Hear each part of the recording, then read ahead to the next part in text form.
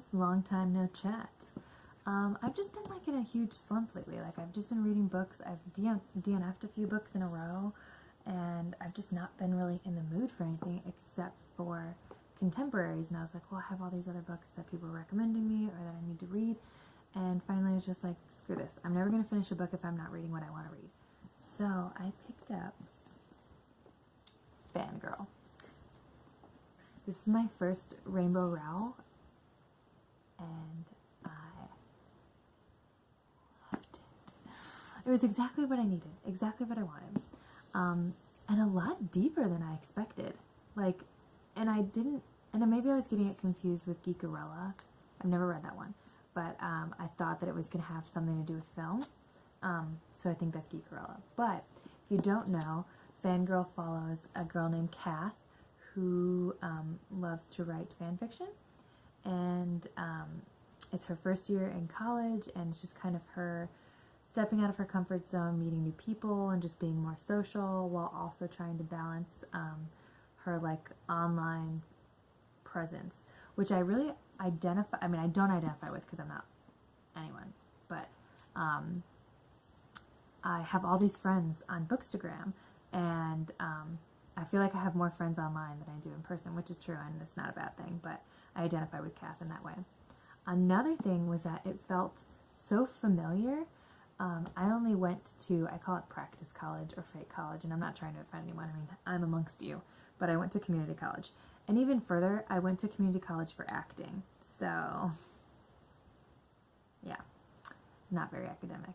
And then I only went to school for about a year and a half, and then I got a job in casting for film, and then that's what I just ended up doing. I just didn't go back to school. But that being said, it felt familiar like the whole time I was reading about her college experiences and just like the campus in general and the dorms and everything like that. It felt so familiar. It felt like when I would go and visit my best friend at college. She went to OU, which is Ohio University. OU, oh yeah. And if I would have gone to Rio College, I probably would have gone to OU. Pending that I ever got in, but you know, I digress. Onto the characters. It's very rare for me to genuinely like, and you'll probably hear me say this a lot because it really is rare for me to like a main character. And I didn't not like Cath, but I also wouldn't say that I liked her. She was very different from me, but she also, again, felt really familiar of like that very introverted book nerd friend. I mean, I'm a book nerd. I think I'm more of an ambivert now, but most of my life I've been very, very extroverted. So in that sense, I'm more like Cath's twin sister, Ren, who is a stupid, selfish, heinous bitch. But she's also like most college freshman girls. You know what I mean? Like, she just wants to party. She just wants, and maybe this is a generalization, but like when I was a freshman in college, just even like in my early 20s, my late teens, like all I wanted to do was party, and I didn't really care.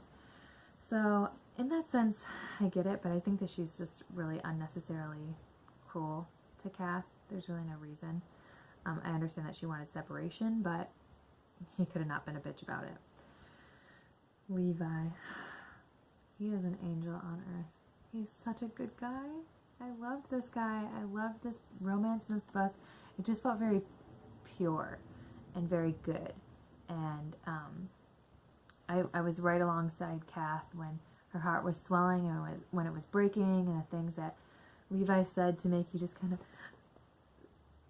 get like butterflies, you know. It's just really cute. It just felt really good to read about. I was definitely hooked by the moment when Cath's dad referenced 90210. He was like he was trying to like convince her not to come home, and he's like, no, you're supposed to be going out with you're supposed to be like Brenda, going out with Kelly and getting back together with Dylan and going to parties. And I was like, yes! Rest in peace, sweet baby. I digress. Sorry, I'm all over the place. So like this, okay. One thing that I could have done without, which is quite central to the plot, I could have done without the whole Simon and Baz thing.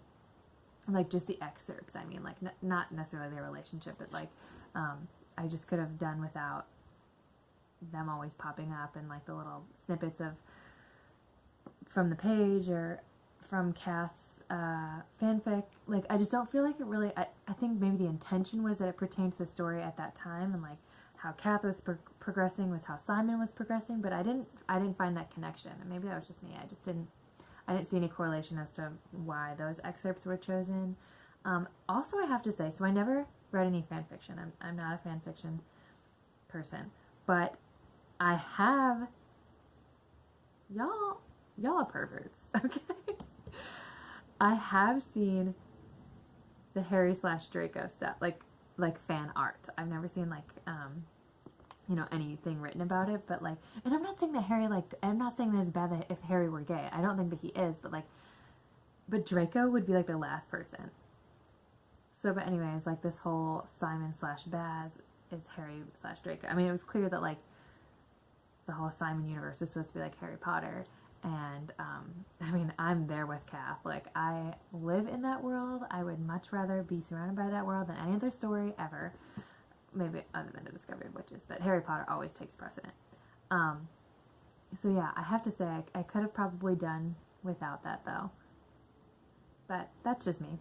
Another thing that I thought, so like the book was a lot deeper than I expected, with, you know, Cath just dealing with the, situation with their mom, but at the same time, like, I wanted some more resolution from that. As you know by now, my reviews are not necessarily spoiler free, but I also don't want to spoil anything. But I just wanted Cath to let loose. Like, I wanted her to stand up for herself with both her mom, but especially with Ren.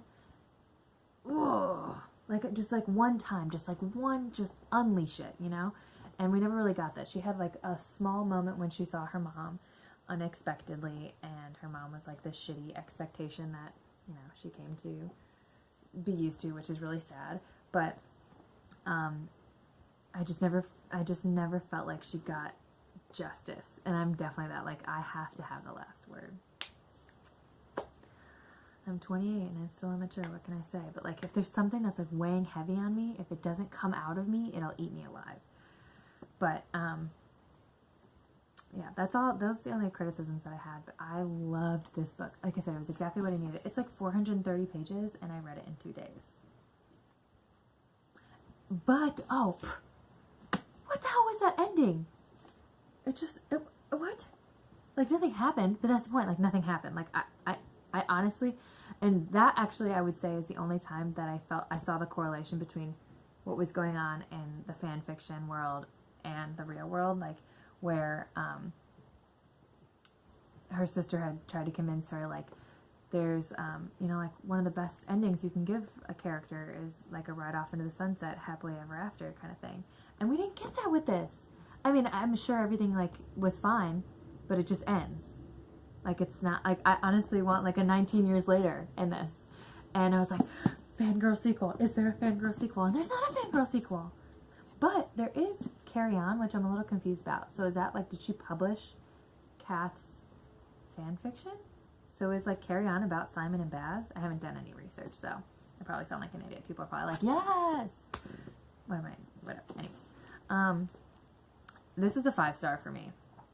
I loved it so much. It, like I said, it was exactly what I needed to be pulled out of my slump, and now I'm just like on this wave, and I'm like, oh, what do I want next? Like, I want something light and fluffy, but I also feel like I can deal with a little bit of depth. So I don't know if I'll read Eleanor and Park next, or maybe a Kate Morton or Kristen Hanna.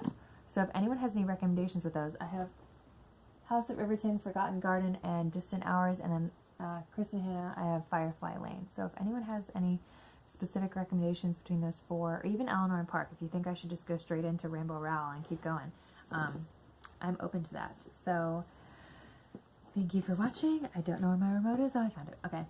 Thanks again. 5 stars.